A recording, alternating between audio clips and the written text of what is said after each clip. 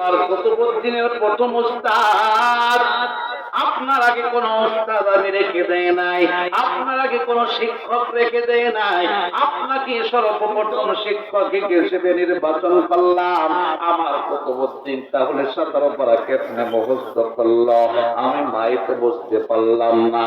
উস্তাদকে ডাক দিয়ে বলে, বাবা কুতুবউদ্দিন তুমি জবাব দাও, 17 পারা কোরআন তুমি কেমনে মুখস্থ করলা? কুতুবউদ্দিন মুস্কি মুস্কি হাসি ডাক দিয়ে বলে, উস্তাদজি গো, আমি আবার কলেজার টুকরা মায়ের জবানের তেলাওয়াত শুনতে শুনতে 17 পারা কোরআন মুখস্থ করে ফেলছি। আমার মা এমন একজন মা, রান্না বান্না করে জবান দিয়ে কোরআন তেলাওয়াত করে। আমার মা এমন একজন মা, ঘর ঝাড়ু দেয় জবান দিয়ে কোরআন তেলাওয়াত করে।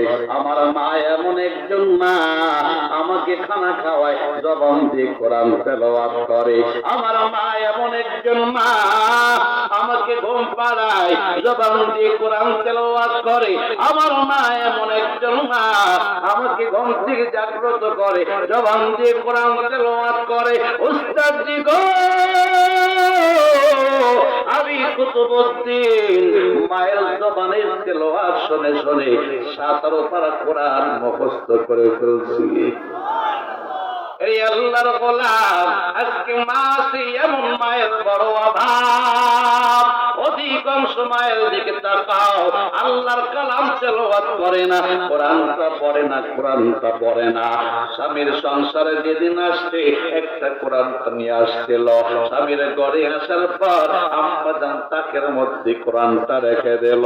স্বামীর সংসারে 20 বছর পার হয়ে গেল, 30 বছর পার হয়ে গেল, 40 বছর পার হয়ে গেল, আম্মা জান একটা দিন তাকের থেকে কোরআনটা পড়িয়া তেলাওয়াত করার সুযোগ পায় নাই। এমন মা দুনিয়াতে আছে কি নাই?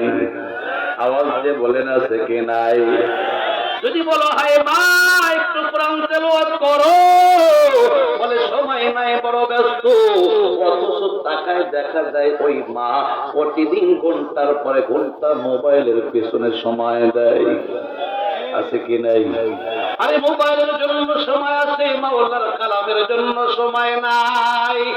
কোরআনটা তাকের মধ্যে থাকতে থাকতে ময়লা পড়ে গেল, একটা জুসদান বানানোর সুযোগ হলো না, একটা কাবার বানানোর সুযোগ হলো না।